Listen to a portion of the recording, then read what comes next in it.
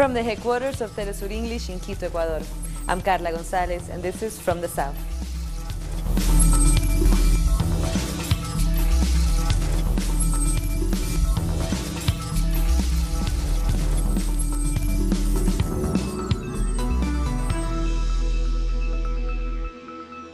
We begin in Colombia, where at least 8 people have been murdered and a number of others wounded in an attack in the Catatumbo region in the north of Santander department. According to eyewitnesses, a group of gunmen on motorbikes opened fire on the victims, killing them on the spot. The massacre occurred at a pool hall in the neighborhood of the Villa Esperanza, in the municipality of El Tarra, in full daylight.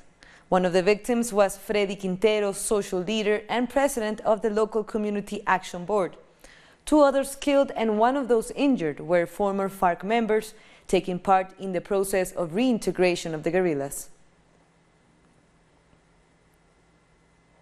The area where the massacre took place has been the scene of a conflict between the National Liberation Army (ELN) and the Popular Liberation Army (EPL).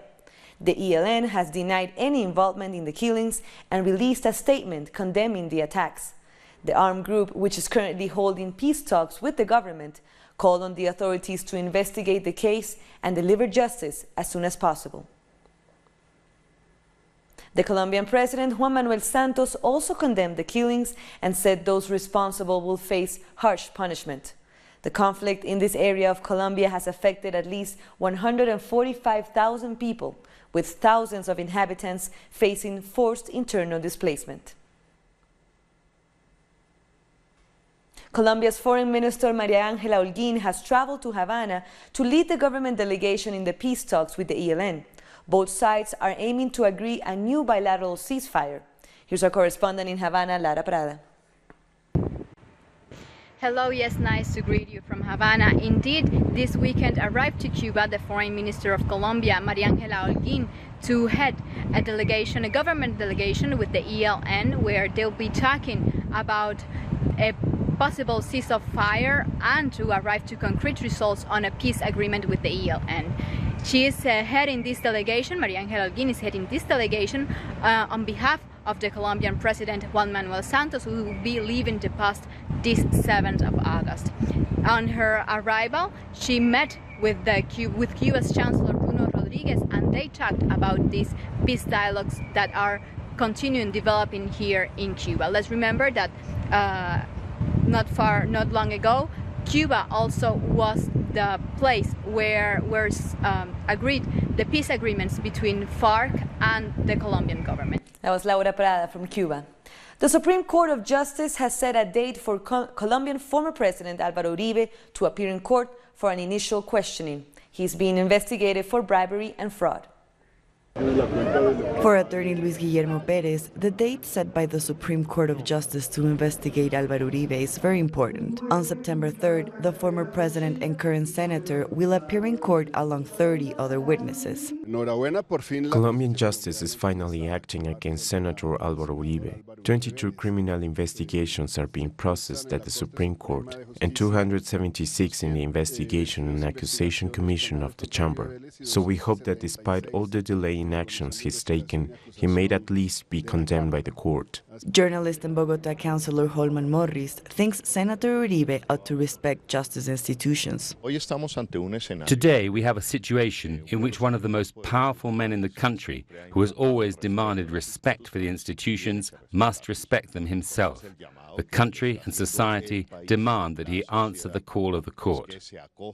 But Uribe and his supporters claim that there are irregularities in the process. There are well-known and controversial cases like the one where Coronel Alfonso Plazas was forgiven in regards to the case of the disappeared people of the Justice Palace. With a very controversial sentence, the court noted that there was not sufficient evidence to prove that he was responsible for the disappearances. The magistrate responsible for that was Dr. Barceló. Nonetheless, he will have to appear first in court this coming Tuesday to defend himself in a case of defamation and offense against lawyer and human rights defender Manuel Garzón. Uribe accused him of being a terrorist on Twitter. What we've constantly said is that the accusations of the president put the accused at risk, even more if the process is done by extrajudicial means. These reports are not taking place in a process in which one can ask for evidence, but instead it's taking place on social media, where the real hatred campaigns are. This is not the first time Uribe went to trial for defamation allegations. Uribe's defense has challenged the 3 magistrates who are currently in charge of investigating him for bribery and fraud. The judges will have to resolve the defense challenge before the former president appears in court on September 3rd. Nicaraguan President Daniel Ortega says he's ready to renew talks with the opposition. Ortega called for the United Nations to mediate in the reestablishment of peace in the country, a country hit by political crisis since mid-April, which has left at least 265 people killed, according to the Commission for Truth, Peace and Justice. The Nicaraguan president explained that his government has contacted the UN Secretary-General Antonio Guterres, different international organizations, and Cardinal Leopoldo Brenes. The Nicaraguan Catholic Church has also said it is willing to promote dialogue. Meanwhile, demonstrations continue in the streets. Students and doctors protested in the northwestern town of León against the recent dismissals of public doctors and nurses. They say they have been fired for treating wounded protesters. The government says the protests and the violence have been promoted by the United States in an effort to destabilize the country. Earlier, we spoke with journalist Max Blumenthal to discuss the effects that the U.S. sanctions against Nicaragua could pose for the stability of the country. I spoke to Daniel Ortega about the effect of sanctions and whether he's prepared to face more, because it appears that Congress is pushing the NICA Act really hard. He's already faced the Global Magnitsky Act, which was tested in Russia and is being applied against his inner circle in order to drive away the business community. Since he entered power, Ortega and the Sandinistas had a tripartite agreement with the business community, unions, and his government to carry out economic policy together. And because of the sanctions, the business community has been increasingly wary of working with the government. The alliance has been fraying and has destabilized the country. It's why when Ortega initiated a national dialogue to try to de-escalate the violence that was sweeping the country, starting in April, we saw so many business leaders like Michael Healy on the other side of the table actually pushing for regime change. And this is the U.S. goal with sanctions in Nicaragua. 34 Chilean bishops have started a 5-day meeting to address the sexual abuse cases that have shaken the church in the country. The bishops hope to seek a solution to end the scandal and to prevent new cases from happening. They also aim to establish new protocols and to collaborate with prosecutors investigating the cases. Back in May, Chilean bishops resigned en masse due to their scandal. So far, Pope Francis has accepted 5 of the resignations. Santiago's Archbishop Ricardo Esati has been called to appear in court on August 21st for allegedly covering up the abuses. We are going to analyze several things. Look for the roots and causes of the situation so that we can move forward and overcome this crisis. Respond to the requirements and especially find a way we can better collaborate with the prosecutor's office on issues of abuse. But scandals continue to chase the Chilean Catholic Church. A group of nuns from the Congregation of Sisters of the Good Samaritan in the region of Maule denounced they were victims of sexual abuse and mistreatment by former Bishop Horacio Valenzuela and various other priests. The nuns have said they were expelled from the church after reporting the abuses. The debate around Ecuador's communication law continues. The comptroller has said the competition for frequencies suffer irregularities and has suggested reforms that would mainly affect community radios. In the Ecuadorian city of Latacunga, in the Ecuadorian highlands, we found Radio Latacunga, a communication project in operation since 1981, serving indigenous communities. As a radio channel, we want to work with the audience, the people, and democratic communication. Radio Latacunga is part of the coordinator of popular and educational community media, who has been clear about its position in advocating and supporting the contest of radio spectrum frequency distribution. The indigenous peoples recognize that thanks to different communication and participation efforts and mobile units, popular correspondents, children reporters, and field work, the indigenous movements of Latacunga and the radio have strengthened each other.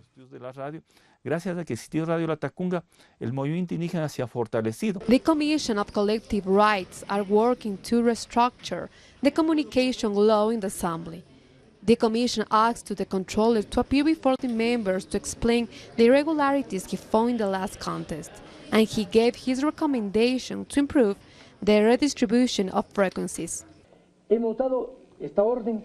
With this order, those who were not included in the previous analysis must be included now. I think that with this we complement the previous work without affecting its general results. Creo que con esto lo que hacemos es complementar el examen anterior.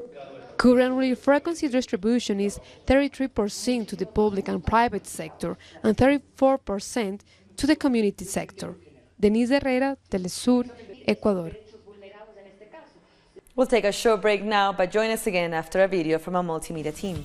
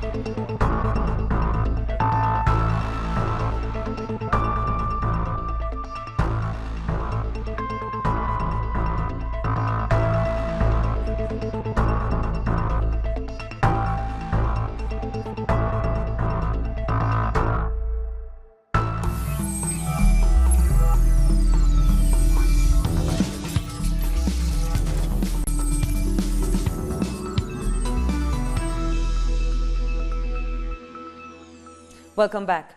A young indigenous social leader has been murdered in Guatemala. 25-year-old Juana Raimundo was found dead over the weekend with signs of torture. Her community paid her tribute during her funeral. Raimundo was an indigenous exile activist, human rights defender, and member of the Campesino Development Committee, or CODECA. Social organizations have demanded protection as the death toll of social leaders killed has raised to 8 over the past few weeks. CODECA has urged the state to serve justice and take measures against the impunity of these crimes. Teachers in the Argentinian province of Buenos Aires continue their 48-hour strike. Teachers and education workers are demanding higher wages and a better education budget. They are also rejecting what they consider to be a downgrade of the education sector due to government policies, especially a proposal to only increase teacher salaries by 15% and not 35% as demonstrators were hoping for. The strike also took over several other provinces in the country, including Tierra del Fuego, Chacó, Santa Cruz, and Corrientes.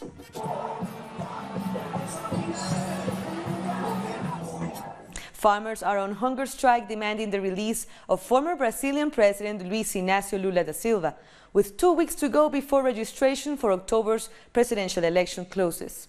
Our correspondent Mia Alberti has more. Around 11 farmers from Brazil here are doing a hunger strike in a form of protest to demand Lula da Silva's release. They want the former president out of jail in time for the presidential elections in October, and this is happening just 2 weeks before the end of the official registration for candidates here in Brazil. So this is one of the last chances or the last tools that these groups have to demand Lula's release, because his defense lawyers have appealed to the court that he has been trialed at in Curitiba, where he's being held for a couple of months now. His defense can now appeal to the Supreme Court of Justice and to the Supreme Federal Court. And we will be updating you on this hunger strike here in Brazil. Mia Alberti from Brazil. Workers in Chile's second largest mine walked off the job and blocked the project's access on Monday. Miners in the Chuquicamata mine paralyzed production to call for the reintegration of 2 fired employees. They are also rejecting the company's plan to convert the deposit in an underground mine, which could lead to the dismissal of around 1,700 workers. Miners are discussing whether to call for a strike. 5,600 people work at Chuquicamata mine, a project run by the state-owned company Codelco, the world's leading copper producer. 700 Chilean taxi drivers have driven through the streets of Santiago to protest app-based taxi services such as Uber and Cabify. The protest was organized by the National Confederation of Taxi Drivers. They also sent a written complaint to the Transportation Minister.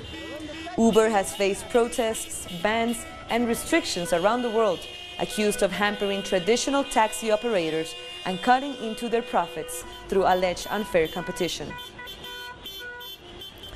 Taxi drivers in Spain have also held a strike against the app taxi services.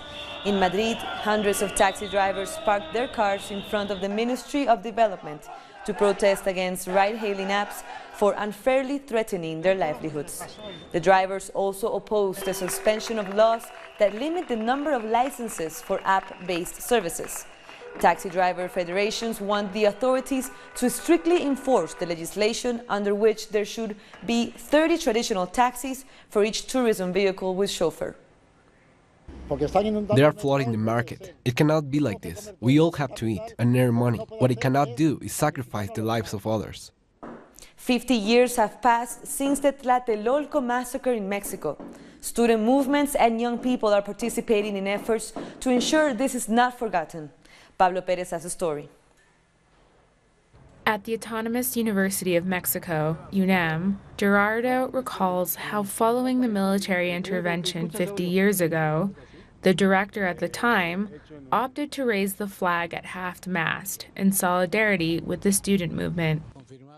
They confirmed that what had happened that night or early in the morning had actually been an aggression against the university. The reason was absolutely unjust. By commemorating the anniversary of one of Mexico's most relevant social movements and the brutal repression that ended it, the current director of the UNAM remembered the actions of his predecessor, who, he says, acted according to the university's ideals. 50 years ago, in the voice of the director Barros Sierra, for our race, his spirit talk. Another way to remember this tragedy is the project called 50 to 68, which has archived photos and testimonies to tell the story on social media.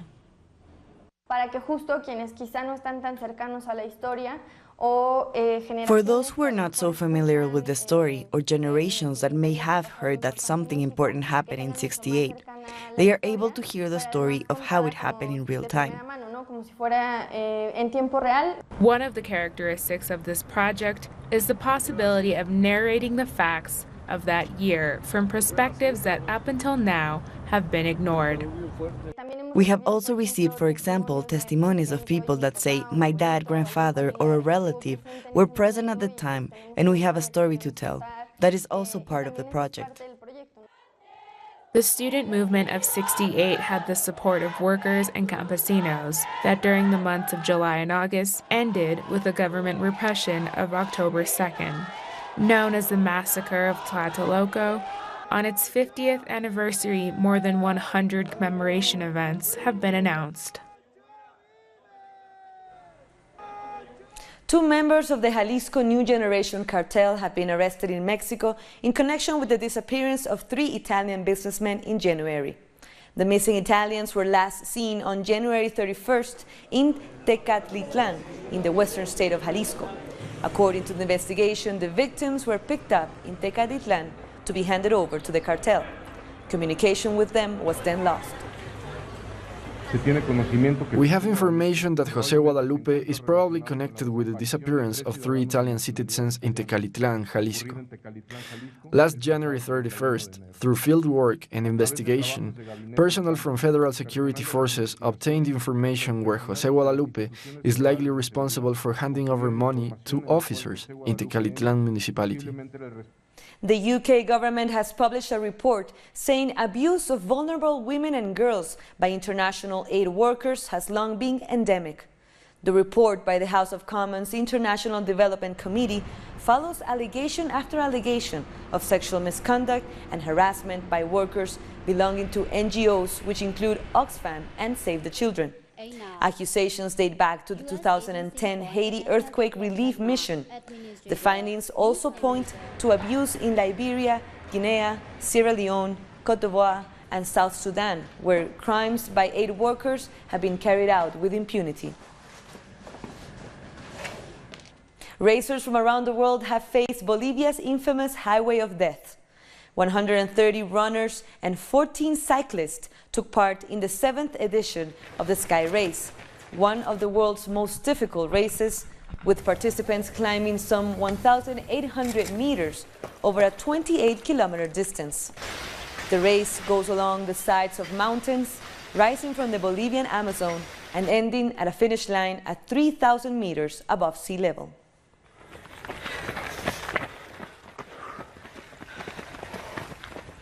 We'll take one last short break, but join us again after another video from our multimedia team.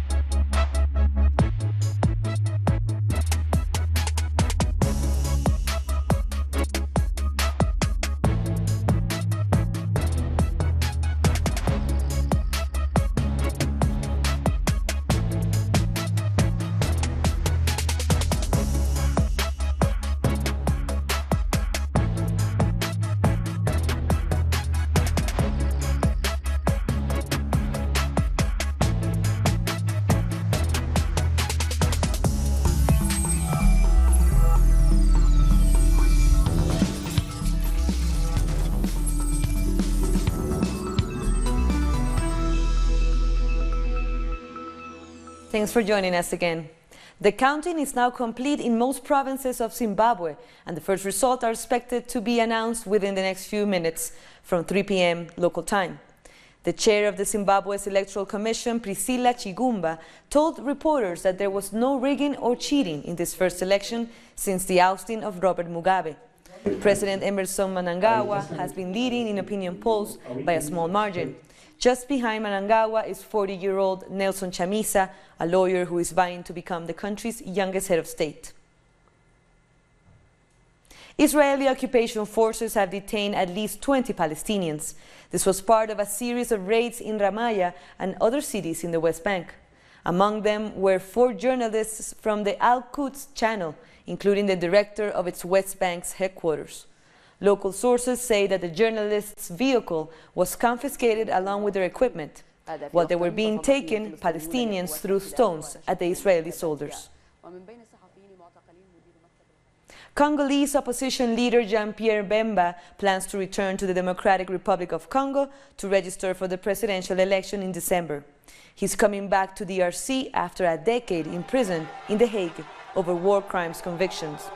But President Joseph Kabila's ruling coalition says Bemba should be declared ineligible to stand in the election because of a witness tampering case against him in The Hague.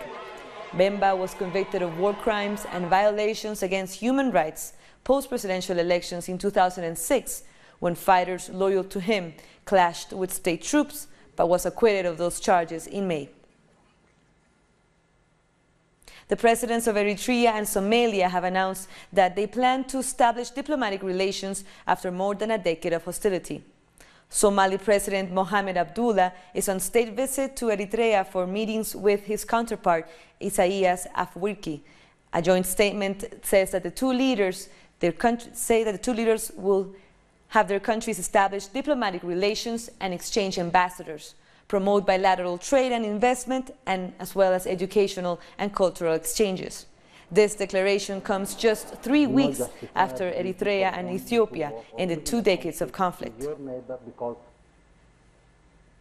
As Malians await the final vote count of the presidential elections held on Sunday, the two main parties have announced their projections. The incumbent president, Ibrahim Boubacar Keita's IIBK party, announced that according to their initial estimates, they are largely in the lead, whereas the opposition party led by Somali Cisse said that it would likely go to a runoff. The official results are expected on Friday. And with that, we come to the end of this news brief, but as you know, there's another stories you can find on our website at telesurtv.net/English. And you can also join us on social media on Facebook, Twitter, and Instagram. For Telesur English, I'm Carla Gonzalez. Thank you for watching.